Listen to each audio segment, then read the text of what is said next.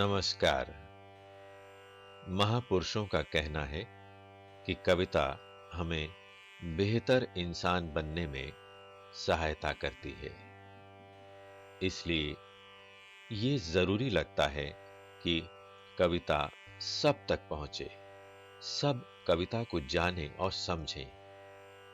विशेष रूप से हमारी युवा होती पीढ़ी अर्थात किशोर बच्चे कविता से निकटता बनाएं तो एक बेहतर समाज के निर्माण में उनकी भूमिका सार्थक हो सकती है। किंतु ऐसा तभी संभव है जब हम ये जान लें कि कविता है क्या। कविता का एक छोर जहां कल्पना को आकाश की ऊंचाइयों तक ले जाने की क्षमता रखता है, वहीं जीवन का यथार्थ कविता को धरातल पर लाकर खड़ा कर देता है।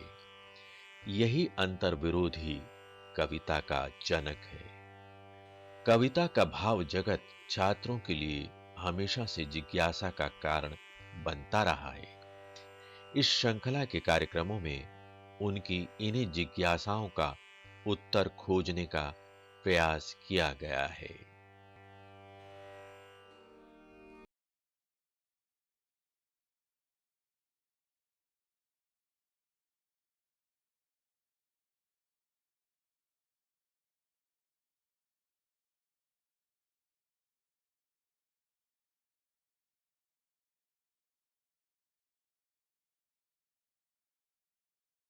और उनकी कविता पतंग पर चर्चा करने जा रहे हैं।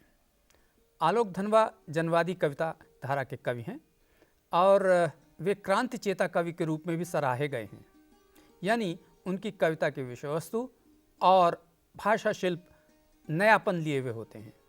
इन पर बातचीत करने के लिए हमारे साथ मौजूद हैं डॉक्टर अजय तिवारी। डॉक्टर तिवारी, आपका बहुत बहुत स्वागत है। नमस्कार। नमस्कार डॉक्टर साहब। डॉक्टर तिवारी, हम आलोक धनवा और उनकी कविता पर चर्चा करें इससे पहले अगर हम उनके जीवन का संक्षिप्त परिचय पा लें तो कविता को समझने में मदद मिलेगी। जी डॉक्टर साहब, आलोक अपने आरंभिक जीवन से ही जी बड़े प्रसिद्ध हो गए थे। और आपने जैसा कहा कि जनवादी कवि हैं, क्रांति चेता कवि हैं, तो अपने शुरुआती कविताओं से ही उनकी पहली कविता थी जनता का आदमी। अच्छा। उसके कुछ दिन बाद दूसरी कविता आई गोली दागो पोस्टर। जी। तो जो एक जनवादी चेतना है और क्रांतिकारी चेतना है, वो उनकी शुरू की कविताओं में बड़ी मुखर थी।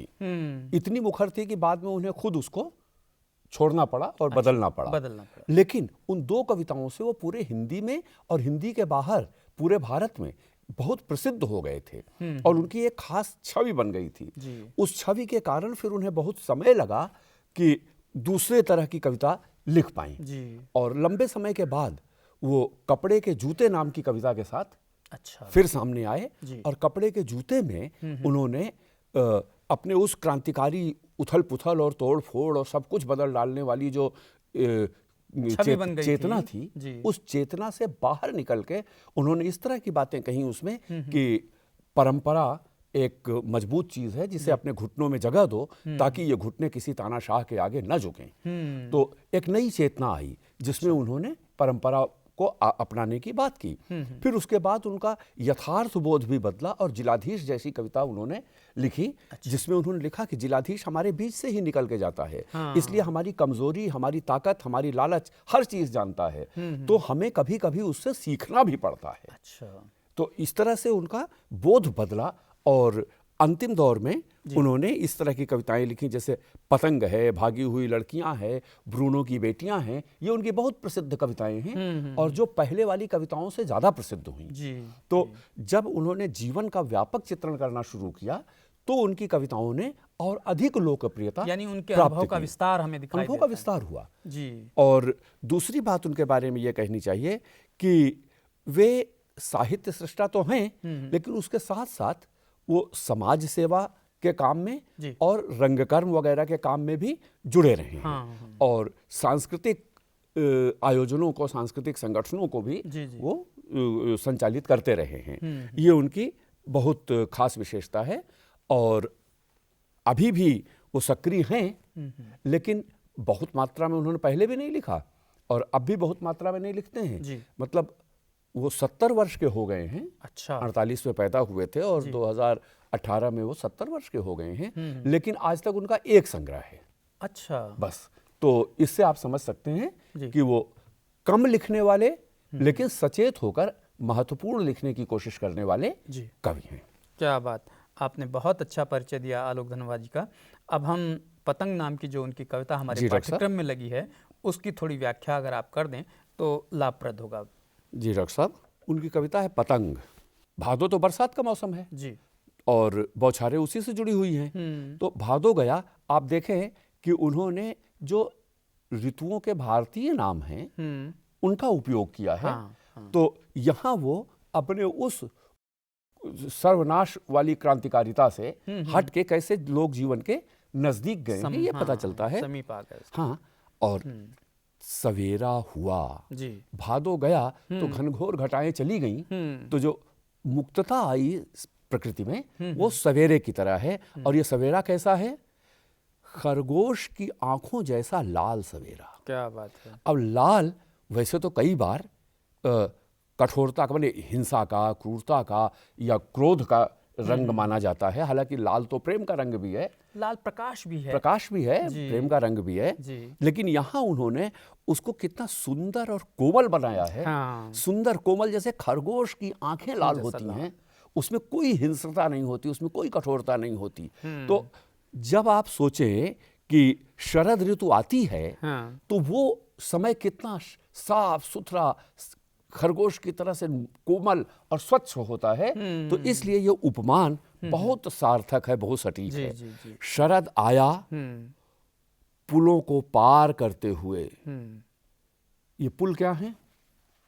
वो जो बरसात में बड़े हुए नाले वगैरह हैं, तो उनसे तो शरद उनको पार करके आया है ना। तो बरसात की सारी बाधाएं पार करते हुए शरद आ गया। बरसात के बाद, हाँ, बरसात के बाद आया तो आई है। हाँ, अब पुल कह के उन्होंने बरसात में पानी की अधिकता का और उसके साथ आने वाली बाधाओं का संकेत किया है ना।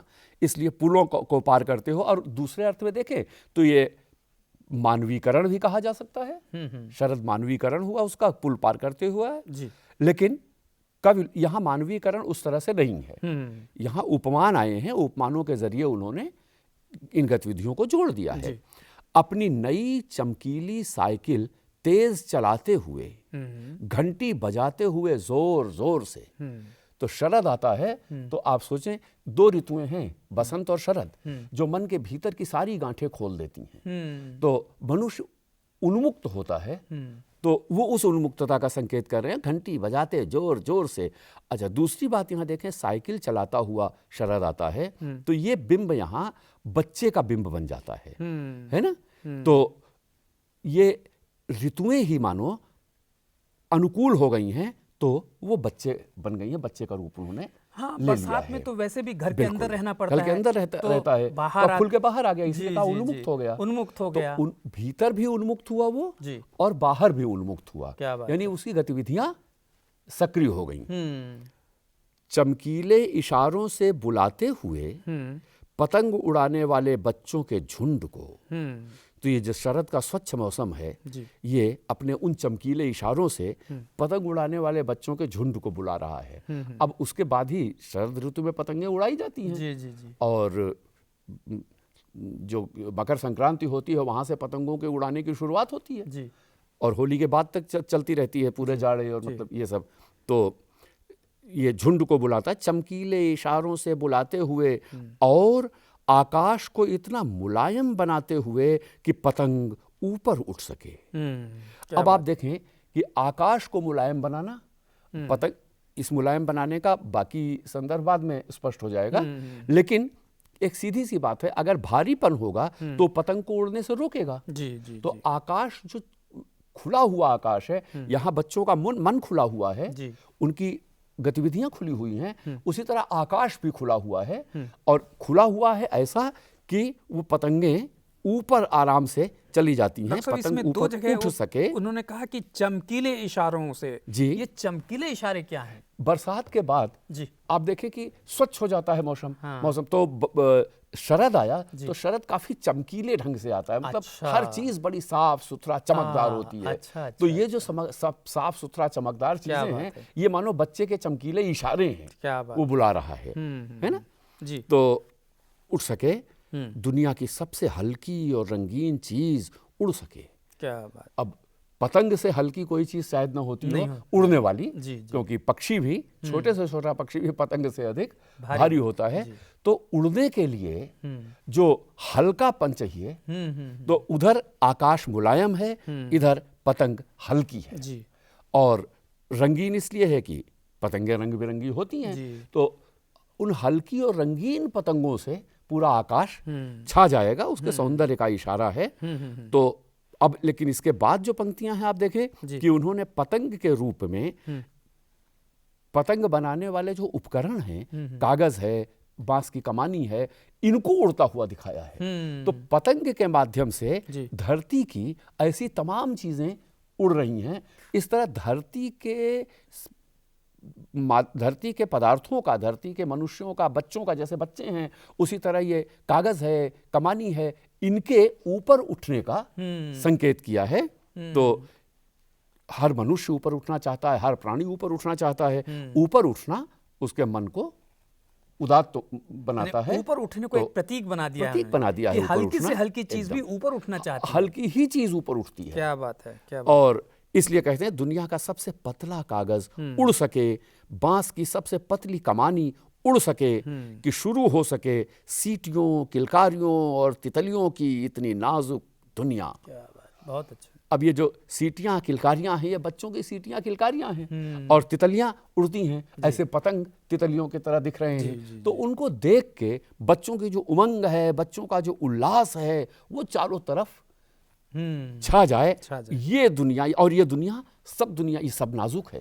बच्चे भी नाजुक हैं, उनकी भावनाएं भी नाजुक हैं, उनकी गतिविधियां भी नाजुक हैं, तितलियां भी नाजुक हैं, पतंगें भी नाजुक हैं। और इस तरह आप देखें, गोली दागो पोस्टर का कवि कितनी नाजुक चीजों को अपने अनुभव का हिस्सा बनाता है। ये उसकी बहुत बड़ी विशेषता है। इस उमंग उल्लास से अब आप आगे देखें कि सूत्र कवि आगे बढ़ाता है कैसा। जन्म से ही वे अपने साथ लाते हैं कपास। बच्चे क्या वे तो बच्चों के लिए चल रहा है। हालांकि अभी तक कहीं बच्चे नहीं कहा गया है सीधे सीधे, लेकिन वो बच्चे हैं। वो चमकीली साइकिल, घंटी बजाना यहीं से स्पष्ट हो जाता है, और पतंग से और स्पष्ट हो जाता है। क्यों, पतंगे तो अपने आप नहीं उड़ती हैं, उनको कोई उड़ाता है, और अधिकतर बच्चों का ही शौक होता है। हाँ, तो सांकेतिकता बहुत है इस कविता में। अब ये कपास जो है आप देखें, कपास में भी दो गुण होते हैं।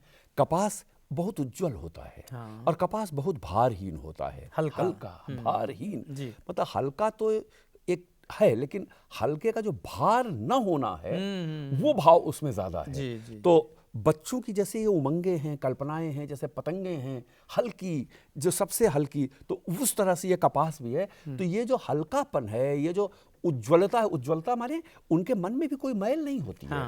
तो बच्चों का जो स्वभाव है, बच्चों का जो व्यवहार है, वो कैसा है, ये कपास की उपमा के द्वारा उन्होंने, क्या बात है। और इस प्रसंग में उसकी उज्ज्वलता और भारहीनता यानी हल्कापन, ये इस प्रसंग में कपास से पूरी तरह स्पष्ट हो जाती है। तो इसलिए बहुत सार्थक, मतलब बहुत कम उपमाएं, बहुत कम शब्द, लेकिन उनके जरिए बहुत व्यंजना ये कवि करता है। पृथ्वी घूमती हुई आती है उनके बेचैन पैरों के पास, जब वे दौड़ते हैं बेसुध, छतों को भी नरम बनाते हुए। क्या बात। आप देखें, जो उमंग के कारण बच्चों के पैर कोमल हैं, उस बच्चों के पैर की कोमलता के कारण छतें नरम हैं। अगर छतें कठोर हों तो बच्चों को तेजी से दौड़ने से रोकें। तो पृथ्वी घूमती हुई आती है, पृथ्वी तो नहीं आती, यानी बच्चे कोई सीमा नहीं मानते, यहां से वहां तक दौड़ते चले जाते हैं। तो ये जो बच्चों का उमंग के साथ दौड़ना है, बहुत ही मतलब अच्छे प्रतीक के जरिए व्यक्त किया गया है। और दूसरी बात आप देखें कि आकाश मुलायम था और छतें नरम हैं। तो धरती, आकाश, सब तरफ वो जो बच्चों के भाव की कोमलता है वो छा गई है। तो इस तरह से सॉरी, इस तरह से कवि वर्णन तो बाहर का कर रहा है, लेकिन उस वर्णन में अभिव्यक्त हो रहा है उन बच्चों का स्वभाव या उन बच्चों का व्यवहार। छतों को नरम बनाते हुए, दिशाओं को मृदंग की तरह बजाते हुए। अब ये मृदंग की तरह की उपमा बहुत अच्छी है। बच्चे शांत भाव से नहीं दौड़ते और बच्चे काफी ऊंची आवाज में शोर करते हैं। तो मृदंग तो बड़ा उदात्त वाद्य है और मृदंग की आवाज काफी भारी भरकम होती है। तो बच्चे तो बड़े हल्के हैं, लेकिन उनकी आवाज मृदंग की तरह है, शोर करते। तो बच्चों का शोर चारों दिशाओं में गूंज रहा है, इसलिए दिशाएं मृदंग की तरह बजती हुई मालूम पड़ती हैं। ये नहीं कहता कि बच्चे दिशाओं को गुजार रहे हैं। दिशाएं बच्चों के आवाज की वजह से, उनके खुशी से भरी हुई आवाज की वजह से मृदंग की तरह बजती हुई लगती हैं। तो और मृदंग उदात्त वाद्य है। बच्चों के दौड़ने के कारण ऐसा, और उन दौड़ने के कारण वो चारों दिशाएं उसमें शामिल हो जाती हैं। तो धरती आती है, दिशाएं शामिल हो जाती हैं उनके उस दौड़ने से, जो बाधा ना मान के दौड़ते हैं। और उनकी जो खुशी है, जो उनकी किलकारियों में, उनके आवाज में प्रकट होती है, वो संगीत बन जाती है। और उदात्त है तो उदात्त हमेशा ऊंचाई पर होता है, ऊंचाई की तरफ जाता है। तो इसलिए उदात्त होने से वो उड़ान का भी संकेत करता है। तो एक मृदंग के प्रयोग से उन्होंने उसके उदात्तता का, उसकी संगीतमयता का, उसके इन सारी चीज़ों का, उसकी उड़ान का, सारी चीज़ों का संकेत कवि करता है। और ये बहुत मतलब ये है आलोक धनवा की खूबी कि इस तरह से बहुत सटीक उपमाओं से बात करते हैं। दिशाओं को मृदंग की तरह बजाते हुए जब वे पेंग भरते हुए चले आते हैं, डाल की तरह लचीले वेग से अक्सर। अब पेंग तो आप जानते हैं, झूले में जब उसको चलाने के लिए आदमी डग भरता है तो पेंग कहते हैं। तो पेंग की तरह वो चले आते हैं बच्चे। तो पेंग में मतलब एक इस छोर पर, एक उस छोर पर। तो बच्चे भी इस तरह एक बार यहाँ एक बार वहाँ इस तरह दौड़ते हैं। और जैसे लचीली डालें होती हैं, बच्चे उस तरह से चले आते हैं। कहाँ चले आते हैं? अब इस जगह से उस जगह का क्या मतलब है? तो अभी तक जहां खेल रहे थे वो सुरक्षित जगह थी।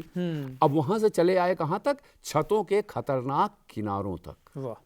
और इस तरह पेंग भर के एक किनारे से दूसरे किनारे तक, सुरक्षित जगह से खतरनाक किनारे तक चले आते हैं। यानी बच्चों को ये परवाह नहीं होती ना कि ये कैसी जगह है। उस समय गिरने से बचाता है उन्हें सिर्फ उनके ही रोमांचित शरीर का संगीत। क्या बात है! ये जो रोमांचित शरीर का संगीत है, बच्चे इतने तन्मय होते हैं उसमें। तो इस तन्मयता का, रोमांच में उस तन्मयता का, उमंग का और संगीत के द्वारा लय का बोध होता है। तो बच्चों के इस दौड़ में, इस दौड़ का मतलब बच्चों के इस दौड़ धूप का, खेल कूद का बहुत ही मतलब अद्भुत चित्रण है। सिर्फ उनके ही रोमांचित शरीर का संगीत उन्हें बचाता है। तो मतलब लगता है कि गिर जाएंगे, लेकिन वो अपने उस लय में ही अपने को बचा लेते हैं। लेकिन एक और चीज बचाती है उनको। पतंगों की धड़कती ऊंचाइयां उन्हें थाम लेती हैं महज एक धागे के सहारे। अब आप देखें कि पतंग ऊपर उड़ी है, नीचे बच्चे हैं, उनके हाथ में डोर है। ये केवल एक डोर है उस ऊंचाई से इनके हाथ तक। राइट। तो इसके दोनों तरफ अर्थ हैं। एक अर्थ ये है कि कितनी भी ऊंची उड़ान है पतंग की, लेकिन उसका सूत्र नीचे बच्चे के हाथ में मौजूद है। इसलिए हर उड़ान का आधार धरती पर मौजूद है और यहाँ बच्चों के माध्यम से वो व्यक्त किया गया है। दूसरी तरफ ये जो बच्चे हैं, ये गिरने से बचते हैं अपने उस उड़ान की वजह से, उस उमंग की वजह से। वो धागा उनको संभाल लेता है, सिर्फ एक धागा उनको संभाल लेता है।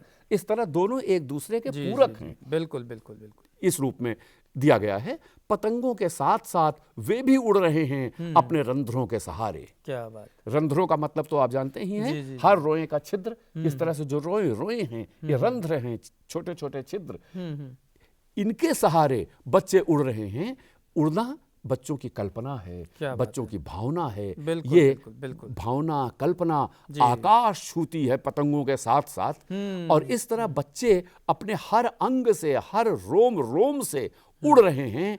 रोमांचित संगीत का शरीर इसी से जुड़ा हुआ है, जी, जी, जी, इतने खुश हैं कि रोम रोम से उड़ रहे हैं, रोम रोम से वो ये कर रहे हैं। तो इसीलिए वो रोमांचित शरीर है जी, जी, जी, जी, ना, और ये शरीर संगीतमय है। क्या बात।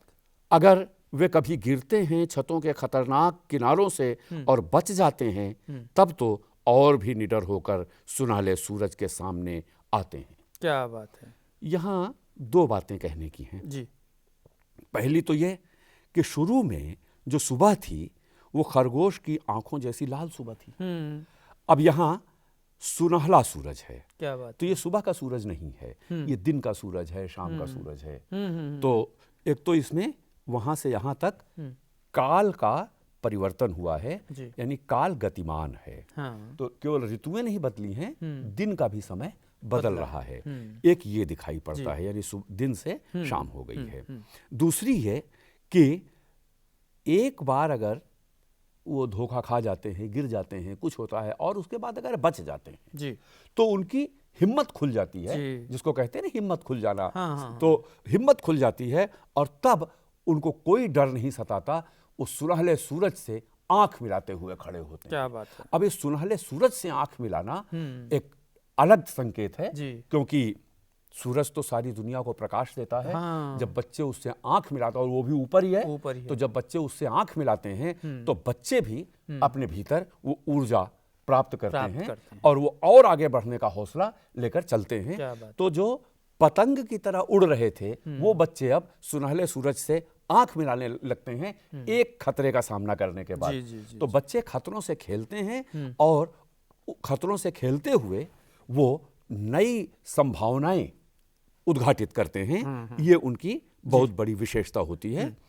तो पृथ्वी और भी तेज घूमती हुई आती है उनके बेचैन पैरों के पास। तो पैर उनके और बेचैन होते हैं जैसे जैसे बढ़ते हैं, और इसीलिए लगता है पृथ्वी और घूमते हुए उनके पैरों के पास आती है। और इस तरह गतिशीलता का एक सघन बिंब वो खतिर करते हैं, यानी सफलता उनके पास अपने आप आती है। हाँ डॉक्टर साहब, आपने बहुत अच्छी व्याख्या इस कविता की है। मेरी बस एक ही संक्षिप्त जिज्ञासा यह है, एक दो वाक्यों में बता दें तो बेहतर रहेगा कि इस कविता का मूल संदेश क्या है। संदेश देखिए, इसमें तो दो तीन तरह के हैं जी। पहला तो यह है कि बच्चे बहुत निश्चल होते हैं जी, लेकिन वो खतरों से खेलते हैं जी। तो थोड़ा सा उन खतरों से बच्चों को सावधान होना चाहिए। हाँ। बच्चे खतरों के प्रति लापरवाह होते हैं, बेपरवाह होते हैं, तो उन्हें उनसे सावधान होना चाहिए। ये बहुत जरूरी है, बहुत ज़रूरी है, क्योंकि उस सावधानी के बिना वो आगे बढ़ ही नहीं सकते, कोई सफलता पा ही नहीं सकते। जी। और दूसरा ये कि उड़ान कैसी भी हो वो धरती से जुड़ी रहती है। तो मनुष्य अगर उड़ान मतलब आगे बढ़ना, नई ऊंचाइयां प्राप्त करना, अगर मनुष्य उड़ान की कल्पना न करे तो प्रगति नहीं कर सकता। लेकिन उड़ान अगर धरती से कट जाती है, यानी सामान्य जीवन से, अपने आधार से कट जाती है, तो वो उड़ान व्यर्थ हो जाती है। ऐसी पतंग कटी पतंग होती है। तो बच्चों को सावधान होना चाहिए और कटी पतंग नहीं होना चाहिए। उल्लास के साथ आगे बढ़ें, उड़ने की कल्पना करें, यानी नई ऊंचाइयां पाने का हौसला रखें, लेकिन साथ ही अपने आधार से, धरती से, समाज से अटूट रूप में जुड़े रहें। ये इसका मूल संदेश है। क्या बात है डॉक्टर तिवारी, आपने इस कविता के कठिन स्थलों की जो व्याख्या की है और जो मर्म उद्घाटित किया है इस कविता का, वो निश्चय ही हमारे विद्यार्थियों के लिए बहुत लाभप्रद होगा।